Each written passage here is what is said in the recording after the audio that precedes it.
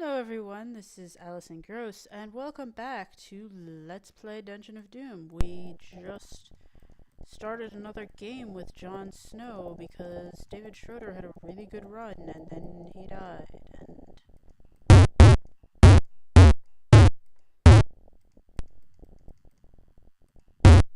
Jon Snow might die too if I'm not careful with this Schweinhund. So I was talking about shooting this guy with a wand. Ivory wand, let's hope it's a good one. It's a striking wand. Striking wands are alright as long as I can actually aim them successfully.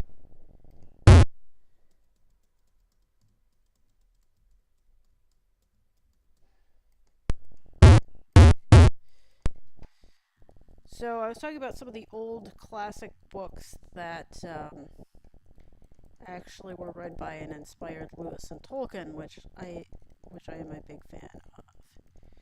Such as Lord Dunsany, who wrote The King of Elfland's Daughter and The Charwoman's Shadow and stuff. Who's okay, he's not one of my favorites though. But George MacDonald was a big inspiration for them. He wrote a lot of stuff, but his two best works are Lilith and Fantastes. And there was also William Morris, who wrote The Well at the World's End. I've only read volume 1 of it. Characters are kind of silly, but it's really gorgeously written.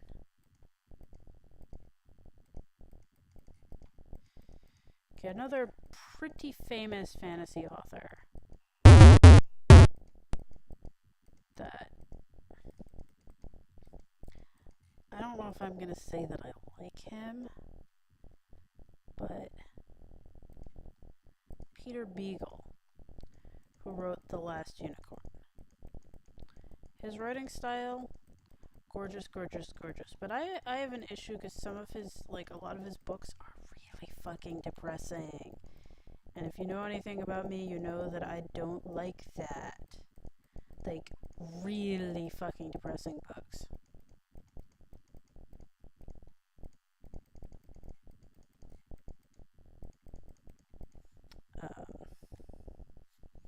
Let's see. Another author that I really like is Angela Carter. I don't know if you'd call her a fantasy author as much as magical realism. Fantastical stuff happens in her works, but that's more sort of takes place in the real world. She's very much a feminist author. But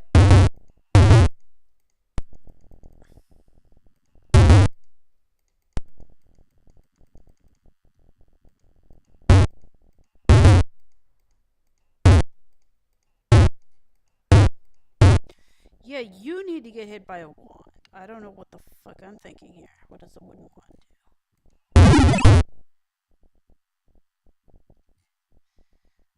That was probably a digging wand. I don't know, because it was used up. Wow, that was one of the most poorly aimed wands I have ever seen.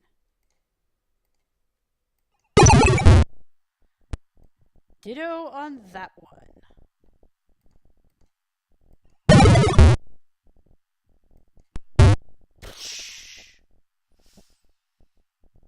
Yes.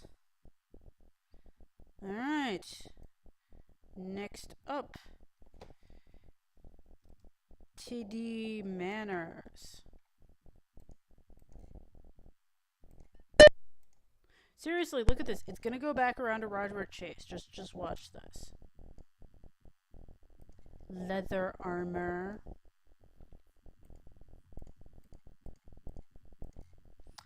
2 longswords. Yay!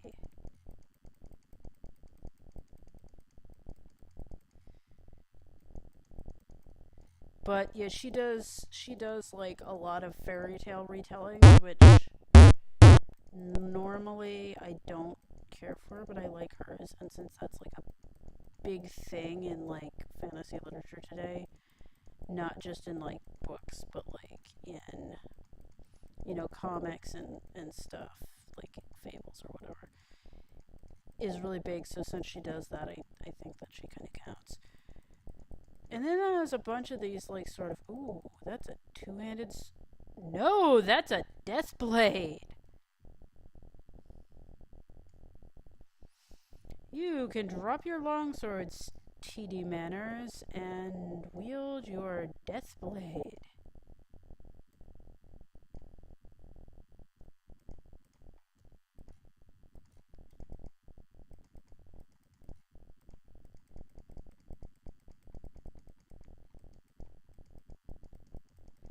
And it's a bunch of sort of like one-off things. The Never-Ending Story by Michael Ind. The Never-Ending Story has the distinction of, like, being the movie that absolutely terrified me the most as a child. Like, seriously, I had nightmares and could not sleep from it for months. Like, not just I had nightmares and I couldn't sleep, but, like, just, like, I was utterly petrified beyond belief.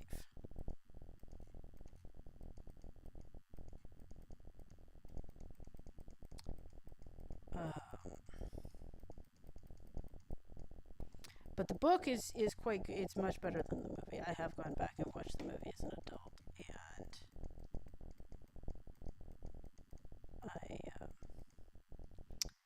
that is a ring. We're gonna read scrolls to see if we have an identifier. We do.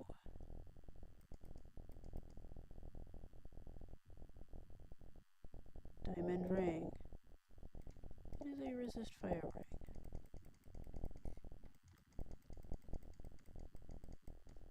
We already went this way. Yes, we went this way.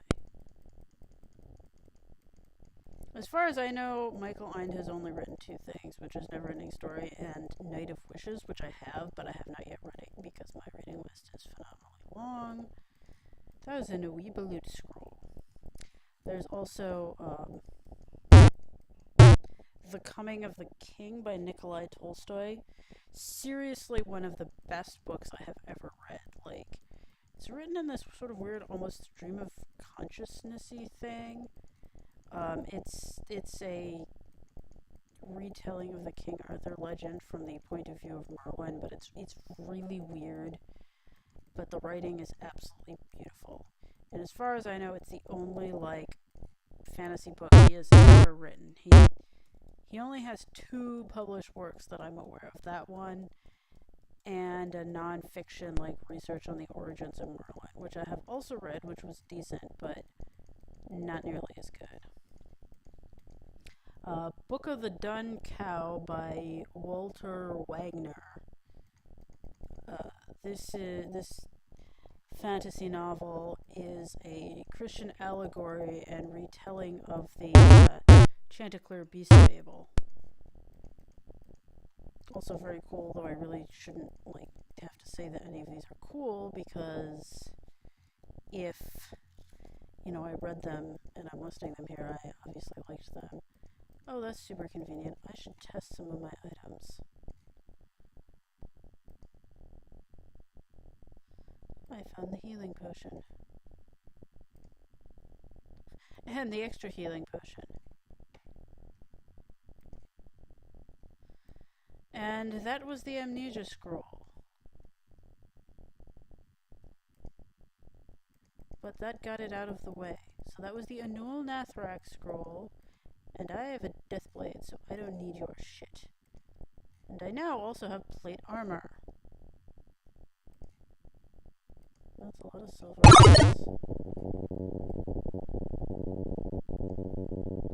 Oh my god, those were all digging wands. What the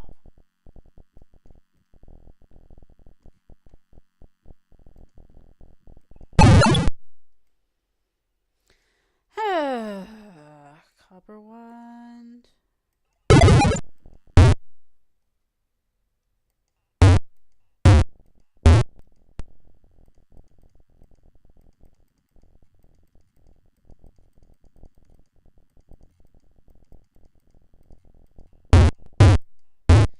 I have this thing, a Voyage to Arcturus by David Lindsay, which is actually sort of an old school sci-fi story.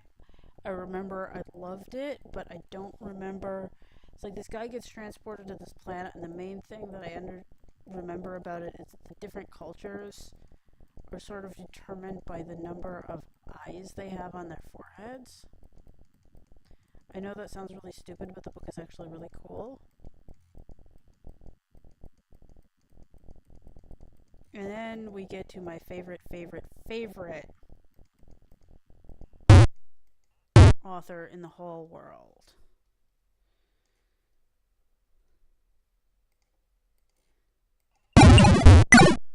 What?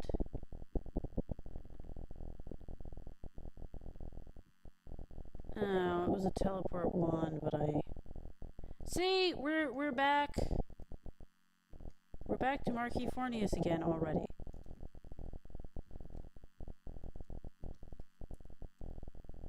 Like, seriously, it's saving everything up for frickin' Robert Chase.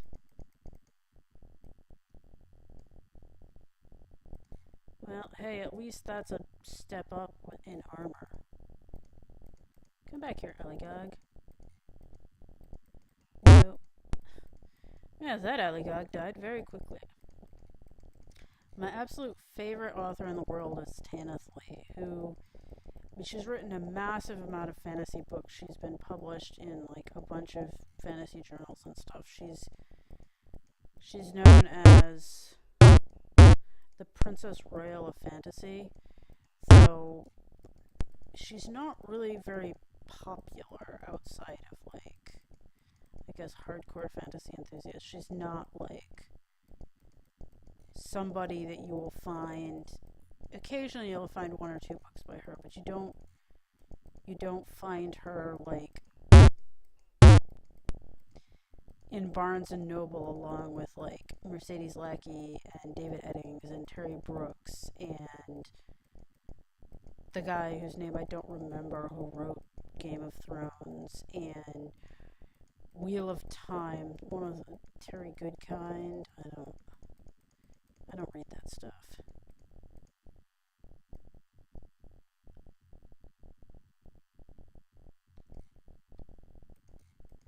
So she's not as well known. I found some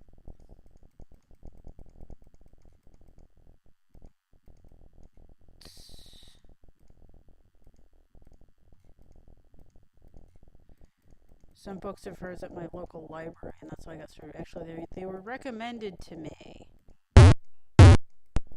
by a friend of mine who liked them, probably for the same reason that I got very, very drawn to them. Which is essentially because they're kind of trashy. She writes sci-fi, she writes like kind of heroic fantasy, she writes sort of gothy horror, and she writes stuff that has a very large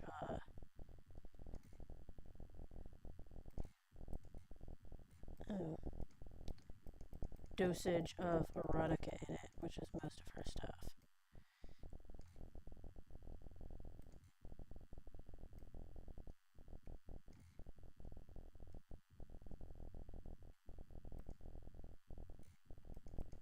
No, that's too bad. Which of my weapons glows? Because I currently have 2 of them. Because I don't have a death blade and my Sithron. I want an identify scroll. That is not an identify scroll. Yeah, that's also nice, except that wasn't the armor that I wanted. And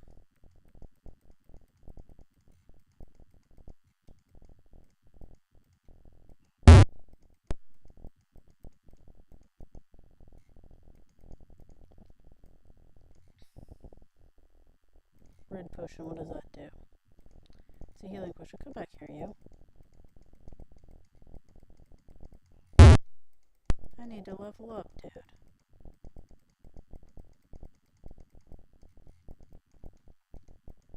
So Tanith Lee is my absolute favorite author, and you should get hit by a wand. That is good. That is very, very good. So just that basically covers all of the aspects of sort of nerd culture or whatever that I can think of. What are you? Chain armor. No, I don't want you. What? No, I want to revisit a couple of things. Go all the way back around to the beginning where we started and talk about video games. Because one of the things I said, even though I'm, as I said, very specific about the video games I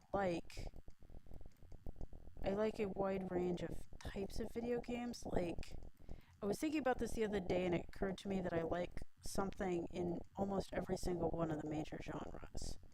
Obviously, like RPGs, I like Ultima.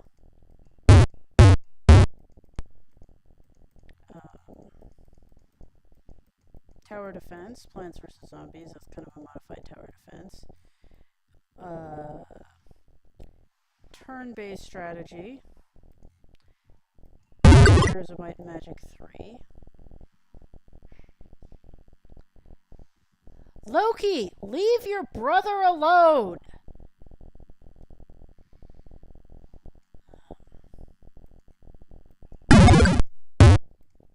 One of my cats likes to harass my other cat brutally. Knock it off! I don't want fucking magic mapping scroll. I might as well read that just to, like, get rid of it. Oh, it failed.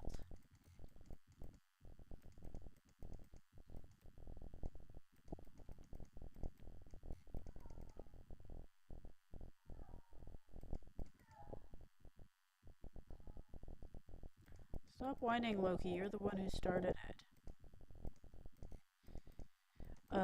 In terms of real-time strategy, I like Age of Empires, and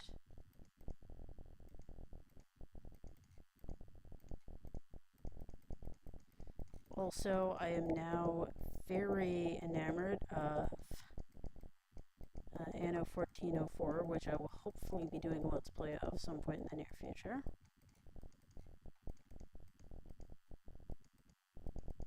God damn, Fornius has a lot of rings, and if only I could identify them, maybe he could actually make use of them. I don't really have any first-person shooters I like. I don't like first-person shooters at all. In terms of point and clicks, like, I got into those via the King's Quest games, which I still, really like, but... Ooh, plate armor! But... Oh hey, I did not see that I had a helmet. We will drop that banded armor. I'm collapsing under my load. Hot pink potion. Fornius gets to drink many potions that he does not know what they do.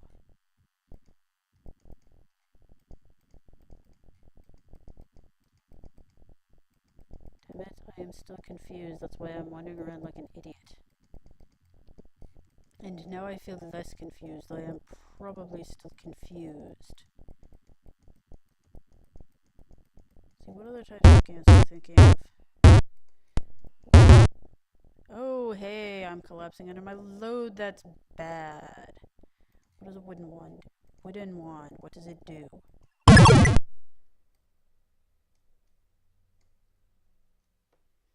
That's kind of worthless. Let's drink some potions. Maybe we'll find a healing. Oh, we already have a healing potion.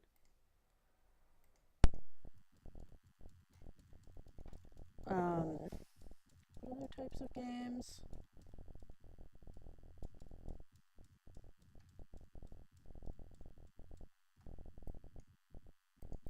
an elven cloak. Yes, let me put that on.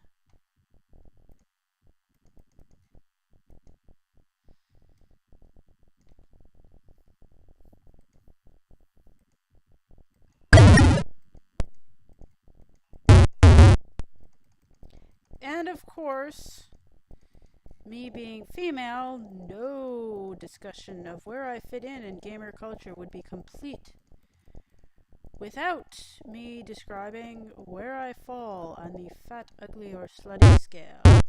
Because you know that obviously applies to all female gamers. So if I was just answering this like from my heart, my response would be 3 for 3 on that. But if I allow my social conscience to do some talking, I can't honestly say that because like I'm not that overweight. Like I don't know like actually how overweight I am because well I'm about to be killed by this spider if I don't do something. I did something. You were killed by a spider, Fornius. I did not mean that to happen. That sucks.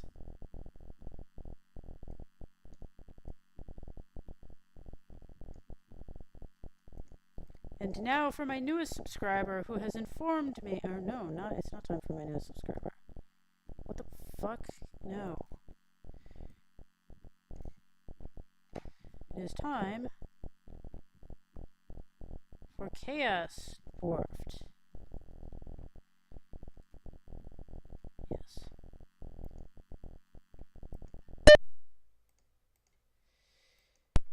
That, like I said, you know, I'm at max like 20 pounds above what. Ooh!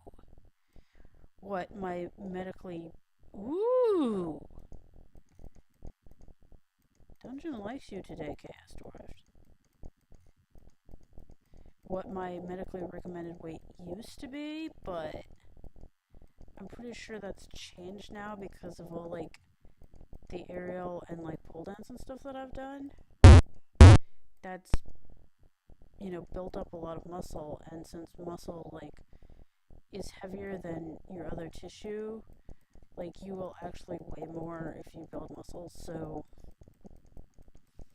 I don't actually know what my medically recommended weight would be now, but I have to assume it's higher than it was because I know from like the stuff I've been doing that I've gotten a lot stronger. So I'm like absolute max like 10 to 15 pounds above like my quote ideal weight, and so I feel like I can't really in good conscience like call myself fat because, you know, there's people out there that like, I mean, I don't know, I know that like a number of my viewers are international, so I don't know what it's like where you guys live, but in America we have like a giant obesity epidemic,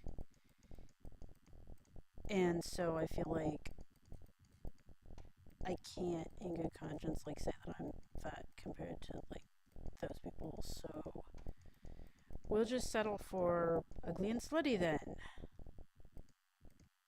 That's good enough for me.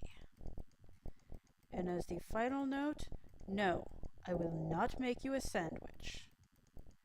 See,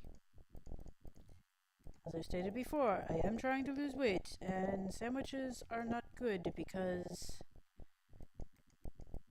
bread tends to, like, basically just be empty calories. And so I don't make sandwiches, I make pita pockets. So I suppose you could tell me to make you a pita pocket containing sandwich-like materials, because that is what I frequently have for breakfast. But no, I will not make you a sandwich, because I don't make sandwiches. Yes. Oh, and by the way, I am not drunk. So I'm realizing my voice sounds a lot like it sometimes does when I am drunk. We did not have time to get drunk today because we had a faculty meeting. And that is why I'm going to do lots of Let's Playing to de-stress from going to my faculty meeting, which wasn't really that stressful in and of itself. The fact that the bus ride is like almost 2 hours each direction to get out there is what is so stressful. I want to drop stuff. I want to drop that emerald. And then I want to drop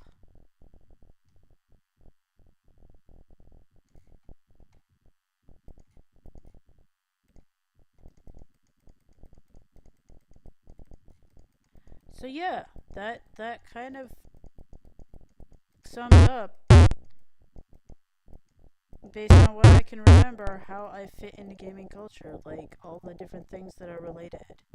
Oh no, there's something else that I remember now. Basically talking about clothes. That, you know, when I was like, oh, I'm not into cosplay, and I'm not a goth, and I'm not a Therian, and I'm not a furry, and blah blah blah. Come back here, Aligog, I need to level up.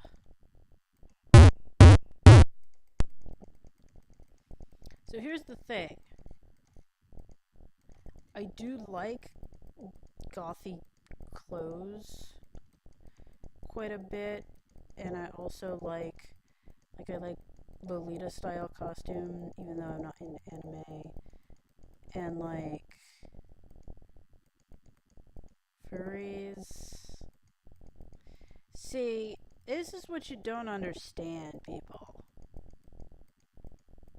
Like, when I'm talking about furries, I don't mean like cute little cat girls that you might have fantasies about or something. That's not what you see when you go to Anthrocon.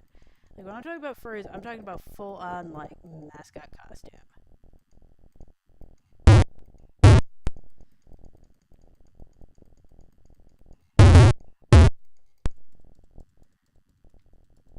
I don't think I saw anything.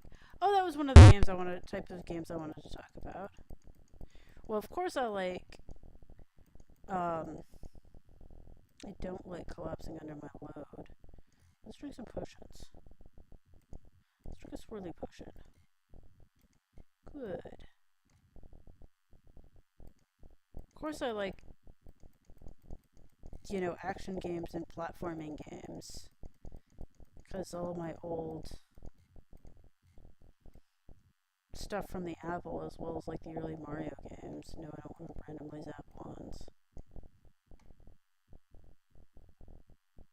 Wow, all of our scrolls are different. That's insane.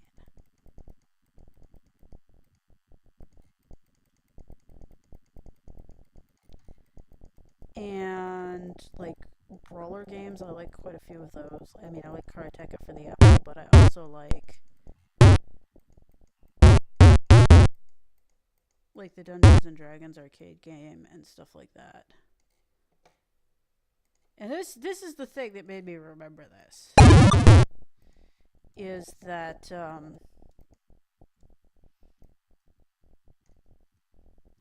in terms of like one-on-one fighting games, Street Fighter's okay. I like the lighter weight, faster characters to play. Like, my favorite characters to play in Street Fighter are Vega and Dulcim, and I will, as a second option, play like Cammy or Blanca. I should drop some food rations.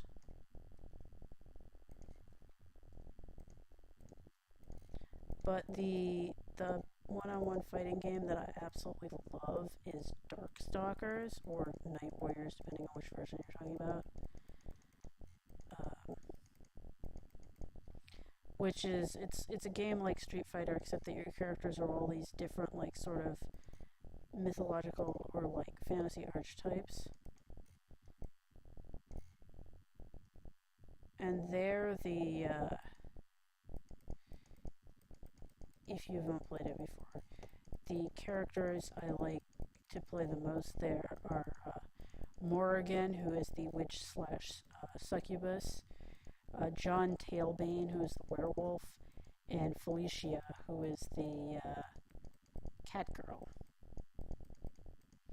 And the reason I was bringing this up is because, like, you know, Felicia is kind of like the archetypical non-furries furry fantasy sort of thing. I will tell you, I did not see. I'm pretty sure I did not see anybody at Anthrocon that looked like Felicia.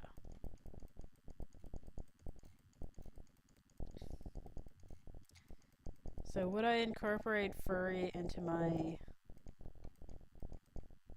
like, into my fashion statement? Yeah, that was no surprise. I would not like that full-on fursuit mascot costume thing. No, no, no. No, no, no, no, no. Would I do like... Would I incorporate elements from my Felicia type kitty costume? I don't. Oh my god, I am so gonna die here. Maybe. I do, in the clothing I wear, like to wear animal prints a lot, and I have also been intrigued by pony boots, which is not quite the same thing as kitty boots, but, or not kitty boots, you know what I'm saying. You know what I'm saying. Oh dear god. I feel more skillful.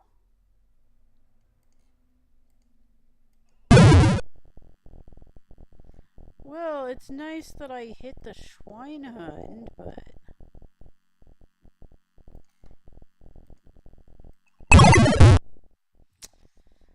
Yeah, that I think will be it. Anyway, that completes that rendition of stuff. So, new topic next time, and I probably went way over. So until then, bye!